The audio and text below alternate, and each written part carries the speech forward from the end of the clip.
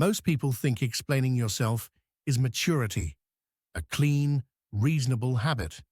But in real social dynamics, constant explanation quietly lowers your status, not because your reasons are wrong, but because the act of justifying signals that approval matters more than choice. When you explain without being asked, you hand the other person a steering wheel. You invite them to evaluate, to approve, to negotiate. And the more you negotiate your own decisions, the more people assume your decisions are flexible. Here is a common scene. A colleague says, "Why did you do it like that?" The question sounds neutral, but it carries a test. Will you stand by your choice, or will you scramble for permission? Many people answer by overloading the room with context. They give history, motives, excuses, and extra details. They think clarity will protect them. Instead, they create openings, because explanation creates targets. Every extra sentence becomes something that can be challenged. If you say, "I did it because X," someone can say, "But X isn't true." If you add, "and also because Y," someone can say, "Y doesn't make sense." This is why over-explainers get trapped in endless conversations. The more they talk, the more there is to dismantle. Another test is misunderstanding. Someone misreads your intention slightly, not maliciously, just enough to be inaccurate. If you rush to correct it, you reveal that perception controls you. You show that being seen correctly is urgent, and urgency invites pressure. Watch how this spreads. Once people learn that doubt produces explanations, they use doubt, sometimes consciously, often unconsciously. A friend says, "I'm not sure you really meant that." A partner says, "So you don't care?" A manager says, "Are you sure this was the best approach?" If your reflex is to defend, you teach them a rule. Questioning you makes you work. The deeper issue is emotional labor. Explaining yourself is often an attempt to keep the room calm. You manage reactions. You soften edges. You do extra work to prevent conflict. But when you become the person who stabilizes everyone, you become the person who can be leaned on, pushed, and loaded. This is why explaining can feel like kindness and still function like submission. Not because you are weak, but because you are readable. You reveal what you fear: being judged, being disliked, being seen as wrong.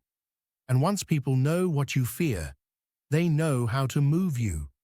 Respect rarely comes from perfect reasoning. It comes from consistency, from the quiet message, "This is my decision." The more you practice that message, the less explanation is required. Let's make it practical with 3 everyday examples. First, the late request. Someone asks for something at the last minute and adds, "It will only take a second." If you respond by explaining why you are busy, you accidentally accept their frame, that you owe them a reason. A cleaner response is simply, "I can't today." Notice the difference. The first response invites negotiation. The second sets a boundary. Second, the tone trap. Someone says, "Why are you so defensive?" even if you are not. If you explain your tone, you step into their story and start proving innocence. A stronger move is to pause and say, "I'm not going to argue about my tone. What's the real issue?" You redirect the conversation back to facts, where control is harder to apply. Third, the character label. Someone says, "You always do this," or "You never listen." Labels are designed to trigger explanation. If you defend your identity, you lose time and composure. Instead, ask one simple question. What specific moment are you talking about? Specificity breaks manipulation, because control prefers vague accusations. Here is the key lesson. Explanations are useful when they serve a purpose, not when they serve anxiety. If you are explaining to inform, fine. If you are explaining to be liked, to be forgiven, or to stop someone's disappointment, you are paying a social tax. People decide how to treat you based on what you tolerate. If you tolerate being cross-examined for every choice, they will keep doing it. If you tolerate being pressured into defending your boundaries, they will keep pressuring. Your calm refusal to over-explain is not arrogance. It is self-respect made visible. In the next part, we'll cover what changes when you stop explaining, how silence rewires conversations, why some people get irritated, and how to stay steady without becoming cold. One more subtle point. The more you explain, the more you train people to expect access to your inner world. They start asking for feelings, reasons, and reassurance as if it is owed. When you speak less, you reset expectations. You become harder to rush, harder to guilt, harder to corner, not because you changed your personality, but because you changed the rules.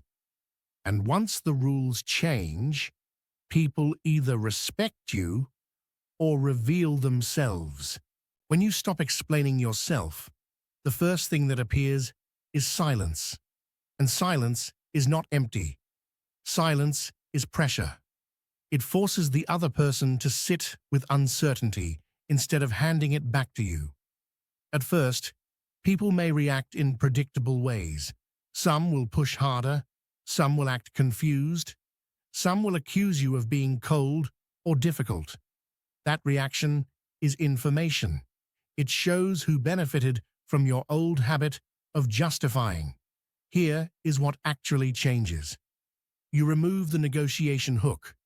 When you explain, you give people handles to grab, reasons to debate, motives to question, details to reinterpret. When you don't, the conversation has fewer entry points. There is less to attack. You also change timing. Explanation is usually fast because it is driven by discomfort. When you stop explaining, you slow the pace, and whoever controls the pace controls the emotional temperature of the interaction. Let's use concrete examples.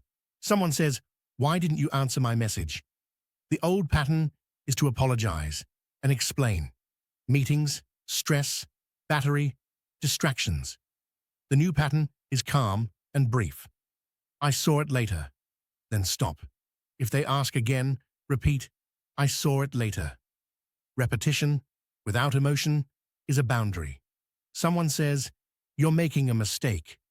The old pattern is to prove you're not. The new pattern is, "Maybe." That single word removes their leverage. It tells them you can live with disagreement. Someone says, "So you don't care." The old pattern is reassurance. The new pattern is a question. What makes you think that? You refuse the trap and demand specifics. You stay in reality. The deeper effect is internal. When you stop explaining, you stop rehearsing. You stop building court cases in your head. You stop treating every choice like it needs a defense. That creates a quiet confidence people can feel. But there is a risk. Some people will escalate when they lose access. They may use guilt, urgency, or dramatize disappointment. This is where your calm matters most. You don't need to win the argument. You need to hold the line. Try these 3 tools. First, the neutral close. Okay, not sarcastic, not soft, just closed. Second, the delayed answer, "I'll think about it." This breaks urgency, which is a common control tactic. Third, the boundary without reasons. That doesn't work for me. If they demand an explanation, you can add, "I'm not going to explain it further." Notice what these tools do. They remove emotional fuel. They force interactions to rely on respect, not pressure. Over time, something interesting happens. People start speaking to you differently. They become more precise.